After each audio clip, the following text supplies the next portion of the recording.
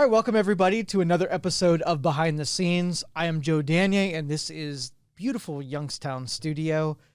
Here with me today, BJ Lisko, main editor of all things that come through Youngstown Studio. How you doing, BJ? Good, Joe. Good to be here. Cool.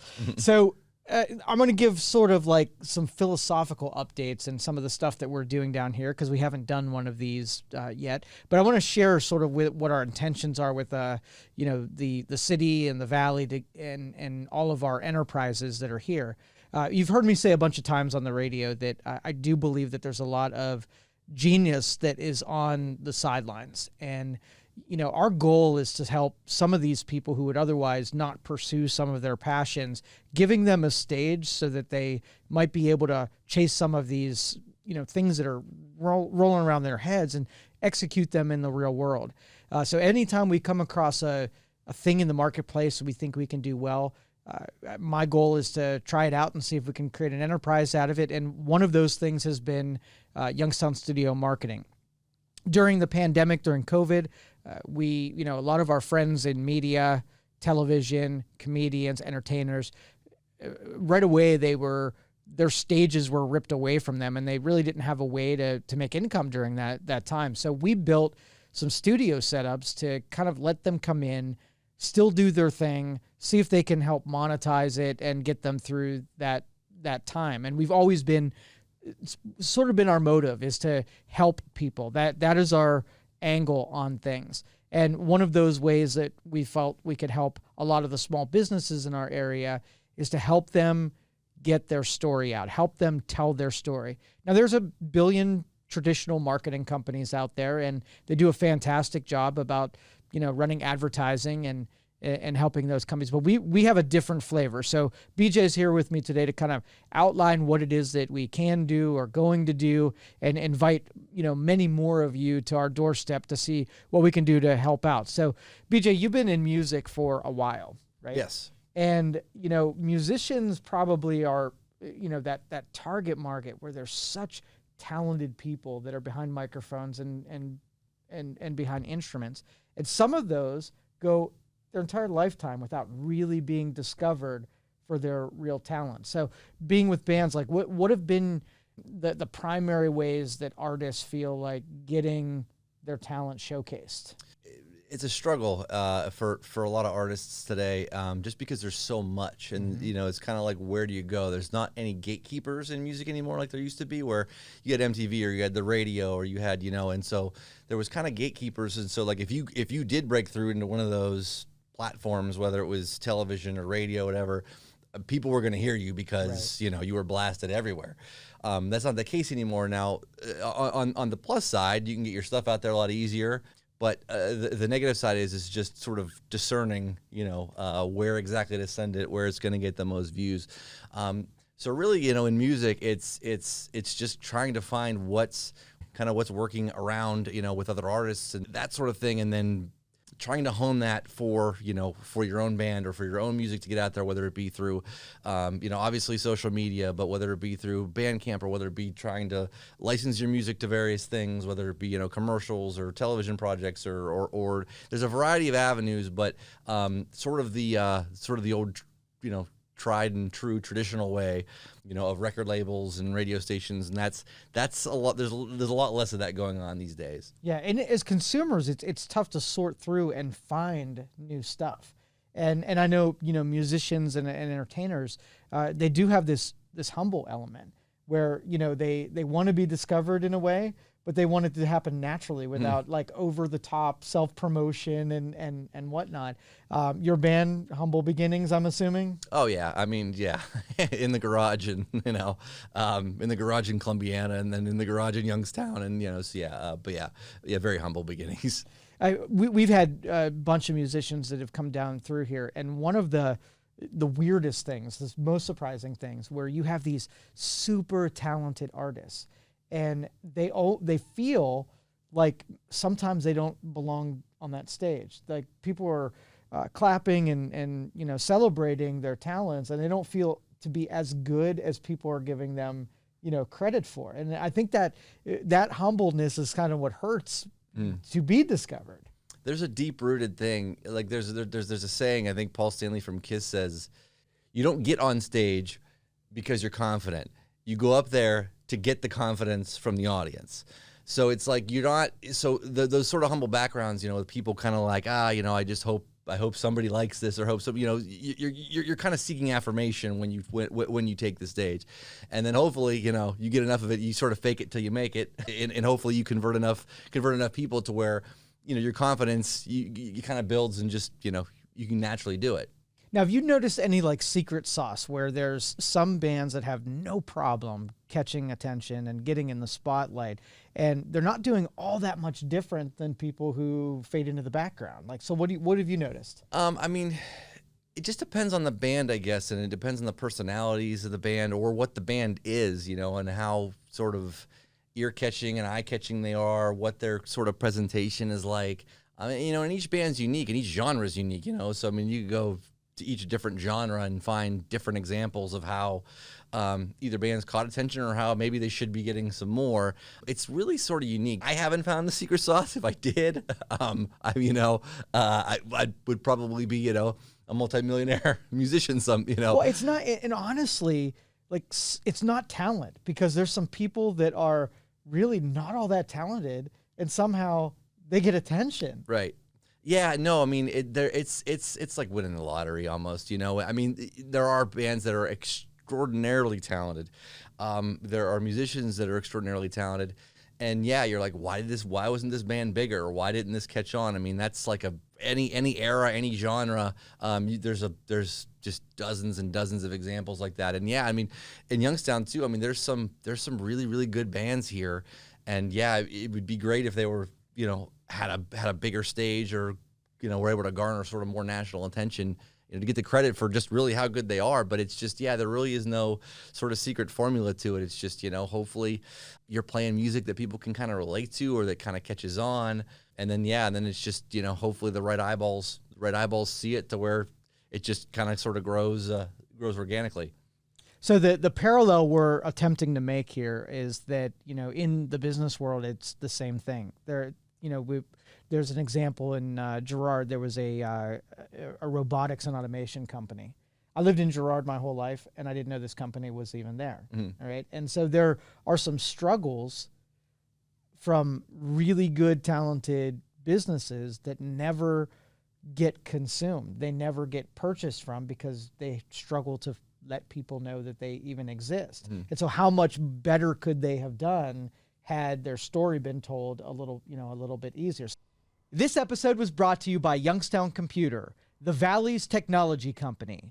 We appreciate the loyalty you all have shown to us over the years, and it's our promise to serve all of the technology needs of the Valley. Call 330-259-7278. We have both home and business services available, everything from repair, installations, and new equipment. You can improve your Wi-Fi and have your technology serve you better. Call 330-259-7278, or you can schedule your appointment right now on youngstowncomputer.com and look for the red Book Now button. Going back to music here, what options does a musician have to promote? I mean, how do you get somebody to pay attention to you so you can tell your story? You know, it's really just, it's trying to find the avenues that you sort of fit, or you think your band can fit, or your music can fit. And then it's really kind of hitting those up, you know, and whether that be with, you know, obviously social media, but whether that be through podcasting, you know, various radio shows, and there's a lot of them out there. But I think that sort of the starting point is kind of finding where, you know, musically you belong, you know. So the band I'm in is Turbo Lovers, and we're a rock band. You know, it's just, let me go find some like-minded podcasts, some like-minded, radio shows that will promote this kind of music. And that's sort of the starting point. And then, you know, as it kind of catches on with the places you're sort of, that you know, basically you know the audience is like, all right, this audience is going to like this if they hear this. You know, so once you kind of get through that, then it becomes taking more chances as a band, you know, opening for different acts, opening for different artists. One thing that we do, Turbo Lovers is open for Loverboy, right? That's an 80s rock band. We've also opened for this underground surf band called Daikaiju that's like really, really popular around here too. They light stuff on fire. I mean, it's a crazy spectacle of a show. You couldn't get further apart on the musical spectrum than Daikaiju and Loverboy, but we've opened for both of them because it's just like, we can kind of fit, like we're just a straight rock band, so we can kind of fit with both of them, but it's also, those are wildly different audiences that we're in front of when we do that. And that's just another way to kind of get our music out there in front of more eyeballs that, it is too. I mean, sometimes you got to take chances in order to get or to grow your fan base or to grow your audience. It's taking those sort of chances.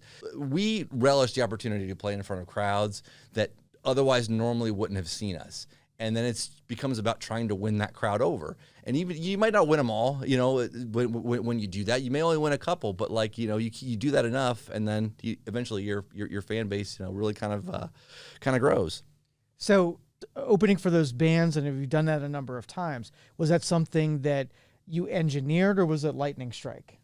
That's something that it just kind of takes some time and persistence as a band. I mean, you establish yourself kind of through your own gigs or local gigs and that sort of thing.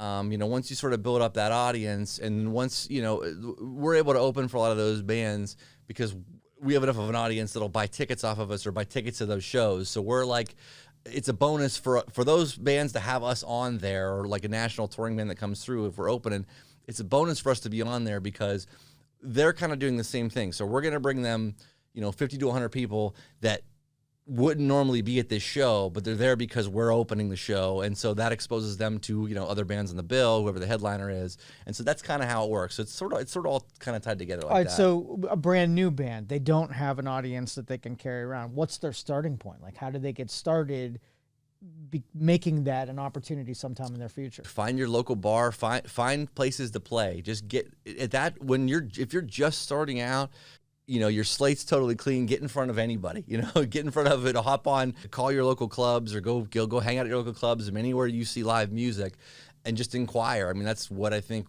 we all did growing up. It was just like, okay, where can we get a gig? It was all about, when you first started a band, where can we get booked, or where can we get a gig at? And so sometimes we did it ourselves. We booked our own, VFW halls and then flyered up, all around then. Back then, this was before the days of social media. All right, so here's a fear for you. Because let's share stories here, because I don't know your answer, but I'm sure it's going to be the same as mine. One of my first speaking gigs, I booked, and I was expecting maybe 50, 100 people would have been a really good deal. 0 people showed up. And so I had a gig, and okay, so let's go to the next one. 2 people showed up. Now, you know what? I was a little disappointed. It hurt my feelings a little bit. But I went and performed in front of those 2 people as if there were hundreds of people. I had to put my pride aside a little bit and know that was the beginning, and 2 was my stage. Oh yeah, if you're in a band, you've been there too, where you're especially starting out. I've been doing this for 20 years now, and we still have shows where you think like, oh yeah, this is going to be great. There's always going to be, and the audience is not what you expected, to be, but yeah, for the people that do come out to support you, you got to give them the full show. It's not like you can't half-ass it at that point. So it's whoever does come to see you, make sure you appreciate that, and hopefully it doesn't happen too often. But yeah, if bands that are just starting out, you're going to have some of those where you're playing to the sound man or a couple people or your girlfriends or whatever, or just a handful of folks there. But the idea is, as you keep going, is to sort of minimize those. Right, for sure. All right, so getting back into the whole marketing scene here, BJ's on marketing ops here. What do you think you can bring to XYZ company who's in that same boat where they don't have a ton of exposure, they really haven't been discovered, they do a good job, they've got a good product or service, but they're underexposed? What do you think you can add to the? Definitely, we can expose your business to a lot more eyeballs in terms of via social media or alternative things like podcasting or coming down to the studio and interviewing you, like different ways of social media, where it's not just like, oh, here's a Facebook post, come buy my stuff. Right. It's just kind of getting creative with it to where more people are going to be more drawn to whatever to what you're doing. And yeah, there's definitely social media boosting aspects to it, where it'll specifically put you in front of various eyeballs kind of in your community. But I think like you said earlier, it's getting your story out there for people and humanizing your business, making people relate to what you're doing as opposed to just saying, here's the business, come buy off of me or come support this. Putting that sort of personal touch on things to where anybody that's going to support your business can kind of relate to you. Because I mean, if they find a sort of a personal connection there, then yeah, I mean, you're going to probably end up having a good customer, hopefully for life. So let me tell you a story, and I was so mad about this. So when I first started the computer company, I went to Dan Rivers on WKBN, and I said, I want to run some ads. I'm ready. I've done sort of the grassroots thing. I'm ready to expose this to people to get them, as customers. And so I wrote out this script about Youngstown Computer is this and all about my business and whatever. And he said, yeah, we're not going to do that. He said, here's what we're going to do. You're going to come on my show and we're going to get to know you, Joe, right? This isn't going to be about Youngstown Computer. This is going to be about Joe Danyi. And I was so mad because I thought, the company needs to carry this. Me as an individual, I'm not impressive. I'm just a computer guy. I mean, what do I have to offer a conversation? Get to know what we can do, not who I am. And I begrudgingly went along with it. And people got to know me as Joe instead of the computer company. And I had it in reverse, where they did business with Youngstown Computer because I was behind it. Had I blocked me from being part of that story, I don't think I would have had the loyalty, the buy-in from people if I wouldn't have said my name first. This episode was brought to you by Youngstown Computer, the Valley's technology company. We appreciate the loyalty you all have shown to us over the years, and it's our promise to serve all of the technology needs of the Valley. Call 330-259-7278. We have both home and business services available, everything from repair, installations, and new equipment. You can improve your Wi-Fi and have your technology serve you better.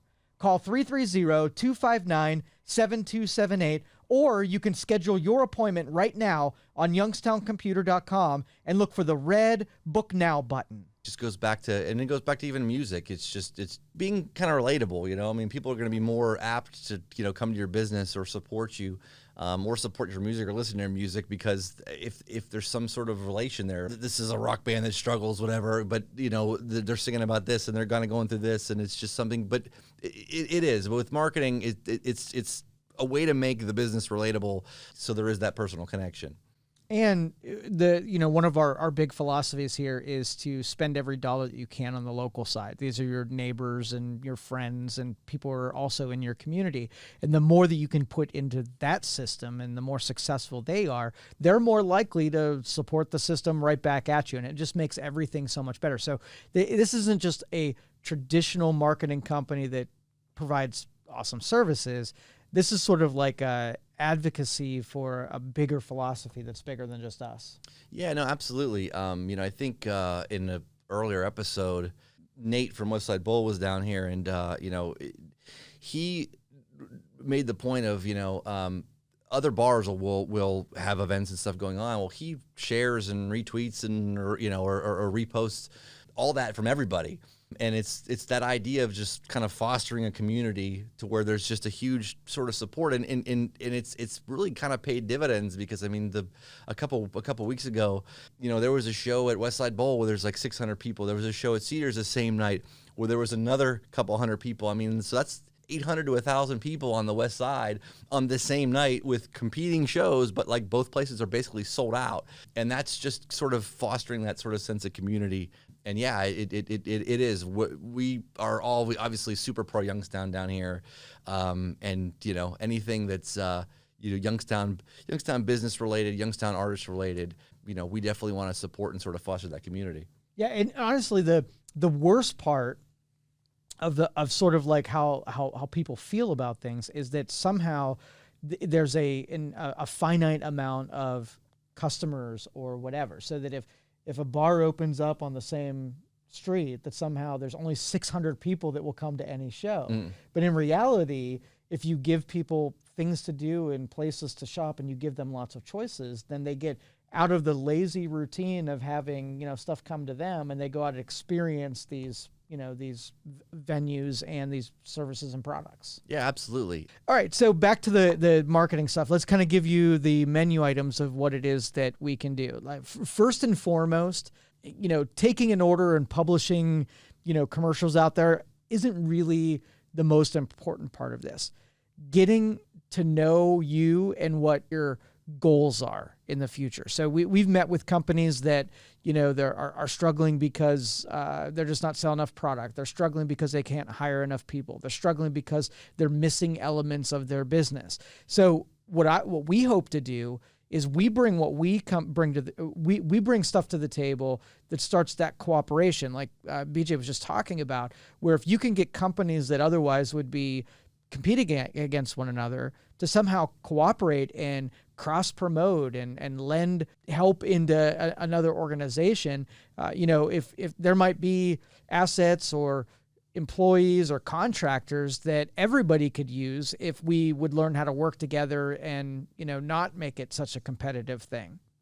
Just here down at, Youngstown Studio, I mean, all the different, it's crazy how all the different things are tied in, and how everybody that comes to the studio cross promotes everybody else. And it's just, it goes back to just, fostering that sense of community. It's better within that community if we're all working together instead of competing against each other. I think, people have this sort of, there's this inherent thing kind of in their brains that oh, I need to compete with this, or this is my competition. Yeah, I'm sure you have some competition out there depending on what your business is. More so often, I think it's beneficial, like you just said, to be able to support everybody kind of around you and grow it as a community. So since you've been with Youngstown Studio, and we've been going into the different categories of where we can help people, we've done things like logos, creating an image that identifies your company that you look at and that's something that you says, yeah, that's me. Yeah, we can definitely do some rebranding for folks. We can give you sort of a new fresh look on things. Especially if you're sort of a business that has been established for a little bit, but you still want to really kind of obviously there's a lot more room to grow or expand. Sometimes a fresh coat of paint certainly helps on a lot of things. Sure. And yeah, we can sort of re-envision it. I mean, what we're good at too is sort of putting our sort of creative eyes on your product, and the best way, kind of visually to represent that, to really kind of to really get your identity. So I mean, they're going to find out about you, the business owner, the person, but also to have that image and sort of those visuals to go along with it.